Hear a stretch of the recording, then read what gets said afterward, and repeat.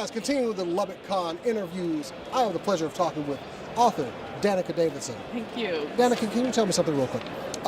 Why did I just immediately come over to your table, see that you write books, and buy two right off the bat? I hope because you noticed that you would enjoy them and your kids would enjoy them. That's right. So you write a series of Minecraft books. Yes. And the covers look really nice. Thank Lots you. of color and everything. What's going to draw children into this book series? They take place as if Minecraft is real. So the main character is 11-year-old Stevie, the son of Steve, and he accidentally finds a portal to Earth. From there he meets Earth friends, and they go throughout all the worlds. So they go to the Nether, they go to the End, and sometimes they accidentally bring Minecraft to Earth. So it is lots and lots of adventure. I do lots of chapter cliffhangers, and I also talk about real things kids have to deal with. There's stuff about going to a new school in there. There's stuff about cyberbullying. In fact, the Minecraft Education Edition site has a lesson plan around my book. Yes. This show the one books. that has to do with cyberbullying, because in the second book, Stevie's Minecraft world is hacked by cyberbullies, and they turn it to Eternal Night. So it's lots of adventure, lots of scariness, a zombie army, of course, but it lets kids know that cyberbullying is a real thing, even though it's fantastic here, and that it's okay to tell adults about it. You don't have to be scared of it, and I want them to feel more empowered. I absolutely love every single bit of that. Thank It's you. such a combination of course, something that kids enjoy. And we try to get kids reading. Yes. We try to get kids. I will bend over backwards to get books for my children that I Yeah. know they will read. So once again, thank you, because those two are going right to him. Yeah. And she also signed them. She's pretty cool on that too. So you've been writing for a long time. Since I was 3. Since I started dictating stories to my parents when I was 3 and following them around asking how to write every single word in a story. you magical being you. If you actually go to my website, I got a page called Writing Advice, and I got some of my early stories, including one when I was 3, and it's about a unicorn. Yeah. I'm just going to hold this because I Sure. feel like it's precious. All right. But you've got a little sample of something that you wrote in... Yeah, 6th grade. This is a chapter book I wrote in 6th grade. I just found an early draft of it.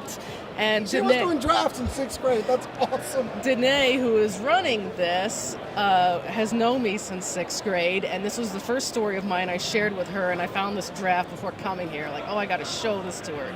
And she still remembers it and still has it somewhere. And so whenever I write these Minecraft books, I go back and look at what I wrote at that age to get the right voice. Wow. Because I like writing for all different ages. I want to write for adults, I want to write for kids, I want to write fun stuff, I want to write literary stuff. I just love to write. And writing is kind of how I see life. I kind of go through my writing to try to understand it. That is awesome.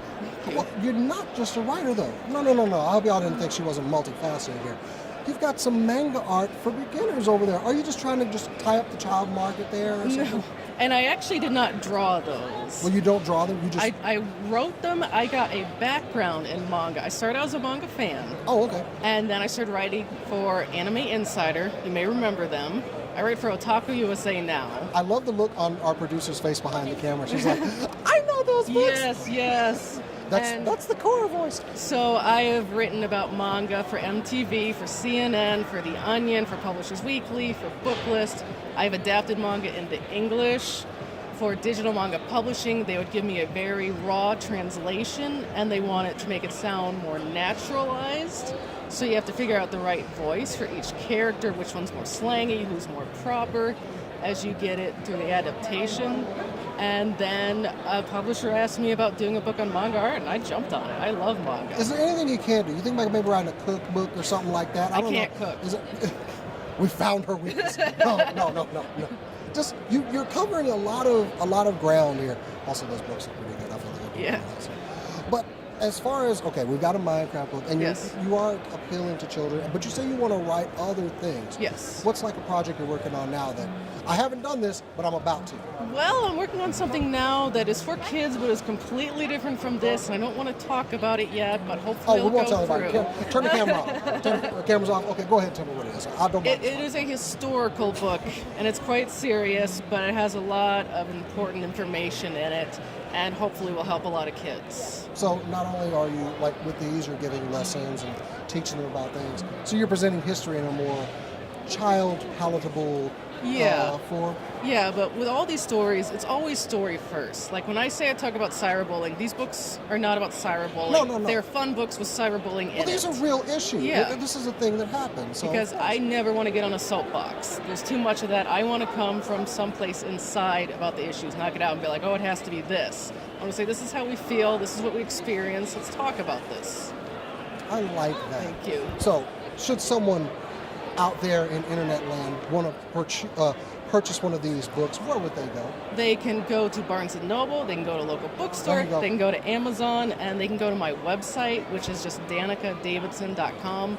I got all my books there. I got writing advice, like I said. You should definitely go there. It's aimed for kids, so it can be used by individuals or classrooms or just anyone. Like I talk about the 6 plot points you will find in every single story. We get things like rise, fall, rise, stuff like that. Every story is going to fall into there. And I show the first page of my rough draft for my first Minecraft book. So you can see it never comes out perfectly. We all have to work on it.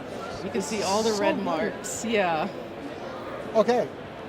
Well, I've come away from this interview like feeling good. Danica, thank you very much for Thank talking you. about it. Guys, go buy the books. Thank you. Go to her website, learn something from her.